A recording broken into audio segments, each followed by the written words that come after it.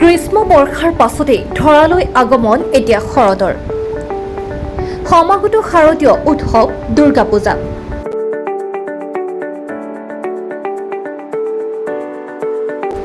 মহালয়াৰ পাছতেই নৱৰাত্ৰি পূজাৰ আজি প্ৰথম দিন। ৰাজ্যত এতিয়া মুষলধাৰ বৰষুণ, ঠায়ে ঠায়ে এতিয়া প্ৰতিকূল বতৰ।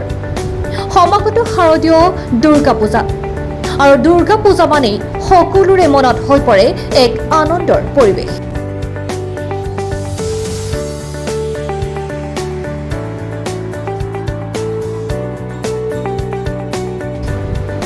পূজাৰ বতৰত সকলো গ্ৰাহকে ব্যস্ত হৈ পৰে মন পচন্দৰ সা সামগ্ৰী তথা নতুন বস্ত্ৰ ক্ৰয় কৰাত। ইপিনে দেখা পোৱা গ'ল পাহাৰীয়া জিলা কাৰ্বি আংলঙৰ ফুলনি নগৰৰ সাপ্তাহিক বজাৰত অগণন গ্ৰাহকৰ ভিৰ সমাগম।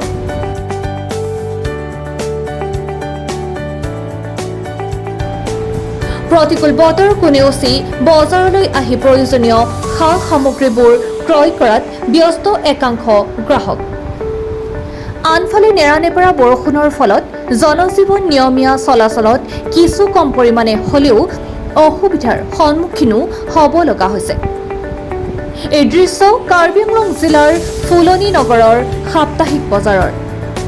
পুৱাৰে পৰা মুষলধাৰ বৰষুণৰ বাবে সাপ্তাহিক বজাৰখন এতিয়া বোকা পানীৰে পৰিপূৰ্ণ হৈ পৰাত অগণন ৰাইজৰ বজাৰ সমাৰ আৰু চলাচল কৰাত ব্যাহত হোৱা পৰিলক্ষিত হৈছে।